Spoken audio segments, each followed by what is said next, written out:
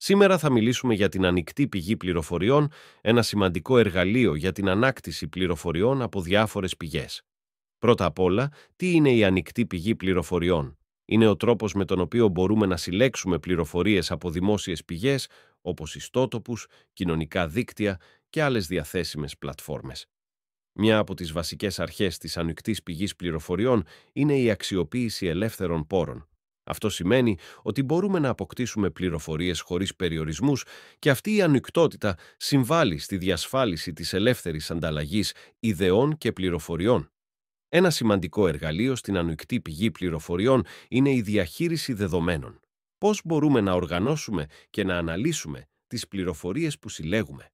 Εδώ είναι σημαντικό να χρησιμοποιούμε εργαλεία και τεχνικές που μας βοηθούν στην αποτελεσματική επεξεργασία των δεδομένων.